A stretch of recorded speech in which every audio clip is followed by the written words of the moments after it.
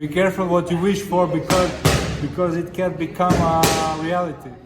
The Untouchable True School Sports Empire proudly presents something the boxing games are missing. Hey, what's going on? It's your boy BT, and I came here to talk some boxing with the thousands of True School Sports subscribers.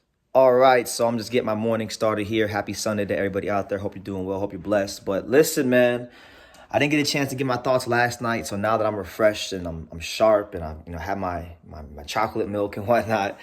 Let me give my thoughts on the Richardson Hitchins Gustavo Lemos fight, because it was an entertaining fight and I had fun being there. It was a pleasure to cover the fight. Really interesting fight, man, because this whole fight week, Richardson Hitchins was going off on me because I had said when the fight first got signed that it was going to be a tough fight. My exact words were, if he can make this fight boring, then God bless him. Basically meaning that if he could make this fight, if he could dominate this fight the way he dominated this Zapata fight, then that would really show a lot. And at that point, he definitely deserves a world title shot. That was what I was trying to say, but he interpreted it another way. And he went off of me. And look, to his defense and in my defense, I didn't think much of him like going off of me during the week because I just took it as, hey, he's weight cutting and anything will piss him off. And that's how fighters are. I've been around a lot of fighters, so I don't take it crazy when a fighter goes off me during fight week because a lot of times these guys are just hungry and they want to eat and anything will piss them off. So nonetheless, really good fight. Gustavo Lemos did his thing. Gustavo Lemos, his stock is definitely up. I knew who Gustavo Lemos was, and I was just talking about this on the Boxing Voice. So shout out to Ness for having me on briefly. I spoke about it this morning. I thought I knew Gustavo Lemos was going to be tough for Richardson Hitchins because of the fact that I'd watched him fight a couple times, most notably against Lee Selby. But the other fight that I probably should have mentioned a little bit more was his fight against Jonathan Ennis, the tough Argentine journeyman, tough guy. And he beat him up. He beat him up pretty badly. So that right there let me know that those two fights right there let me know that back then, that anybody who fought Lemos, if it would have been somebody else, if it would have been George Kambosos Jr., like I thought it should have been a couple years ago when he was ranked number 3 in the IBF, I think it would have been tough for him. But, it was a great clash of styles. Hitchins was trying to establish that sharp jab, which, by the way, his jab is one of the better jabs in boxing. I think it's one of the best jabs in boxing. But a jab wasn't going to be enough to deter or discourage what Gustavo Lemos was bringing to the table. He fights in a high guard, similar to a guy like, let's say, Brian Castano. He has a lot of Brian Castano tendencies in him. And one thing I liked that Lemos was doing was that he was varying the rhythm of his punches. Yeah, a lot of his shots are heavy, and he would throw a lot of the same shots. Like, he kept throwing that overhand right. But, one thing I liked about it is when he was able to close the gap, he didn't sit there and complicate things. He would let his hands go. He would throw flurries. He would make that last punch in the flurry a hard punch. And I'm telling you, every time I was ringside, every time he touched Hitchins, he got Hitchins' respect. He got his attention. And I know Hitchins had a very close fight, a fight that some people thought he lost many years ago against Kevin Thunderstorm Johnson. But this might have been, if not the toughest fight of his career, the toughest fight since that fight, As far as the fight, because I've looked at the comments, I've looked at the reaction on social media. A lot of people are crying robbery, which I'm not mad at. I think it was a close fight. I didn't score the fight round by round, so I'm probably gonna do that today. But I thought it could have been a draw. I really sitting ringside, I'm looking at the fight. I'm like, yo, this probably could be a draw because there were some rounds in the fight where I thought Hitchins boxed very, very well, especially I think it was rounds 4 and 5. I can't remember the exact rounds, but there were 2 rounds in particular where Lemos kept switching southpaw. And he was making Hitchins' job just really, really easy to touch him to the body with the right hand, touch him to the head with the right hand.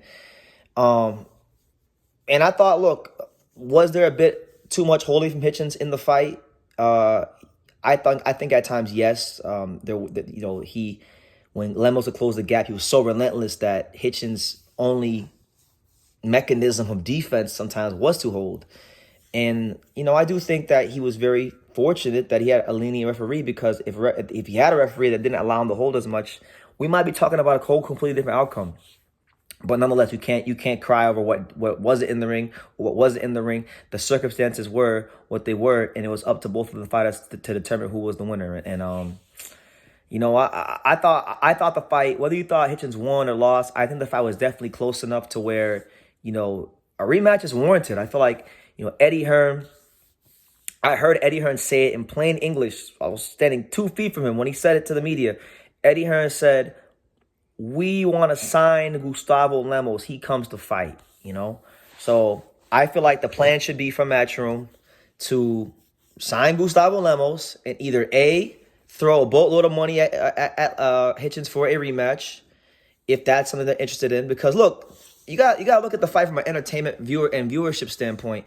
Hitchins is a fighter that was getting shitted on by all the boxing fans in the whole boxing world because they felt he was a boring fighter, right? Well, guess what? He had a fight last night that delivered in the entertainment department, and that's what people want to see. People want to see entertainment. So my thing is, I know Keith Conley's a very shrewd, smart manager. He's not just gonna take any old fight for whatever type of money. So if they're gonna do the rematch, they're going to have to make it worth his while and entice him to get in the ring. And if not right away, then okay, cool. Let Lemos fight a couple times on the DAZN platform and maybe build his profile up a bit more, and then do a rematch in a couple fights, you know. The reality is, you know, I think Lemos with that fight, he's become somewhat of a player in the 140 division. His stock has went up in a loss, because when you fight like that and you give people what they want to see, you know, there is no stock going down. There is no losers. So, look, I thought it was good experience for Hitchins. I thought he's going to go in there and, I think he's going to go in there and learn from this. And if he's going to fight a SUBRIEL Matias, you know, he's going to need to be a lot better than he was that night, because I'll tell you like this, Hitchins that fought Lemos last night, I think will probably get stopped by Matias. So he's going to have to be better. And I'm sure he knows that himself. I'm sure he's going to go to the gym and work on some things, as all fighters do. And he'll be better for an even better fighter in Matias. But, you know, it was a good experience for him. And, yeah, man, like, look, I said it when the fight got signed. I'm not one to mince my words. I'm a very consistent person. I said if you go back and you watch the initial video when this fight was signed that I dropped on this channel, I said when he took the fight, I respect him for doing what a lot of his peers wouldn't do, because Lemos was at 135. I remember making the video about him 3 years ago when he was the number 3 IBF contender. George Kambosos Jr. Was the guy that I thought he was going to wind up fighting at some point, but nobody would ever go near him. Nobody would ever really call him out because he wasn't a big name. He was an unknown Argentine. He had a big inflated record with a good knockout ratio. So I respected him for taking a fight against a higher risk, low reward type of guy. And guess what? After that fight and seeing what he went through ringside, I respect him even more for taking that kind of a fight. So yeah, I mean, I know it's gonna be a big debate about who won the fight, who didn't. Robbery. This. I mean, I've seen most people saying it was a robbery. I thought it could have went either way, because again, I thought there were some rounds where Hitchins boxed very, very well, and he was very sharp. And I know Lemos gave up at least 2 of the first 6 easily, just off of switching southpaw and making Hitchins' life easy for him. So the fight could have went either way. It was an awesome fight, and I think it was good for both men's careers. I think Hitchins, even if people are talking bad about him, you know, a little controversy never hurt anybody, you know, and he'll get better from this.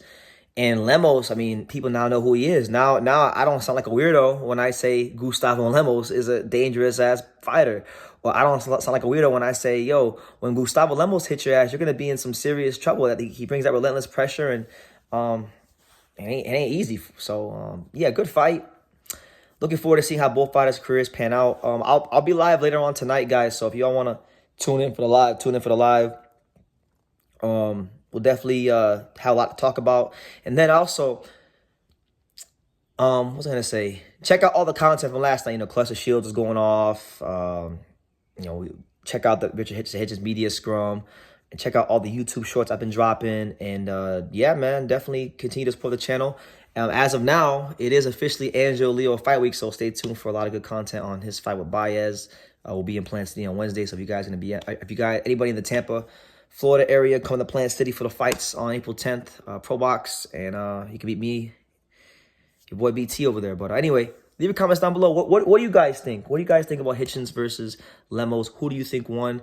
If I've been seeing a lot of cries of robbery for Lemos, which is fine.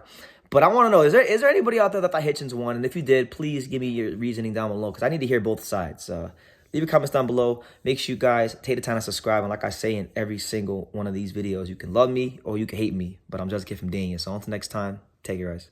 Thank you for watching another video on the untouchable True School Sports Empire. I'm at the Boxing Hall of Fame out here in Canterfield, New York. And for more great boxing content just like this video, make sure you click and subscribe right over here.